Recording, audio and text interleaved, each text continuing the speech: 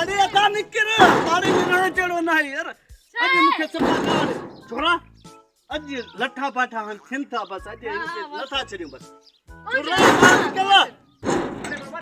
चाय अरे के बाहर निकल चाय ना तुझी बदमाशी आ असा तू असा पाड़े में रह चढ़ो नहीं चो खैर जाए बा खैर बुदे छाजो खैर है तुझी बदमाशी हले थी 15 ॾींहं तुझी बदमाशी हले थी असां बर्दाश्त कंदा अब बुधाए सही आहे छा मसलो छा आहे बुधाए न असां खबर ते पए न मूंखे 15 ॾींहं थियन असां बटाला खाई तू डेली मुर्गी खाए तो असां के कोई बोझ जी रत्ती ॾिने थी अरे बाबा कॾहिं मां मुर्गी खाधी आहे हाणे असां जी रत पघराए न सफ़ा कवड़ डंडो खणी छोरे के मारींदम तुझी गिची में विझंदम छोरो मां ये छो तो करे मां छड तू बाबा असां जी बर्दाश्त जो सॼो मादो ई सॼो ख़राब करे छॾियो आहे न ये की यार मात के ता के तू 15 ॾींहनि में ॿुधा हिकिड़ो ॾींहुं बोल जी रती ॾिनी असां हथा कटाओ ॾिसो सही टोपियूं के केड़ी बदल ऐसे आलीशान टोपी बदल हथ असां जी टोपिन ते न वञ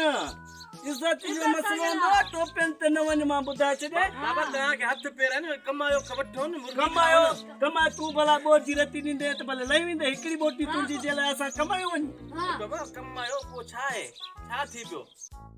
हल भला मां पाड़े जो ठीको भी खयो ठीको पाड़े में बाकी छा जे लाइ रहे तो बाकी एतिरो न थो करे सघे तू पंहिंजे पाड़े वारनि सां एतिरो न थो करे सघे अब उतां जो घर मील पंध परे मां मील पंध असांखे तू सॾु करे फोन करे अॼुकल्ह जदीद दौर पियो तू फोन करे असां पाण खणी वञूं पर बोर जी रती ॾींदे अॼु भाॼी ॾींदे उदास न उदास छा कंदा भला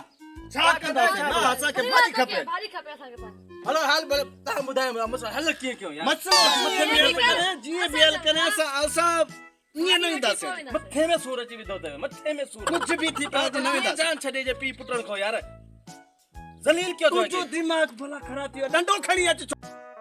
खैर छॾो भला मां तव्हांजो मसलो हल कयां हेठो 50 रुपयो 50 रुपए में छोरा हाणे 50 में कुछ मिलती मुर्गी छो न यार 50 में मिलती 50 में कुछ भी न मिलदो बस मां वञां थो वञे तो छा आहे हिते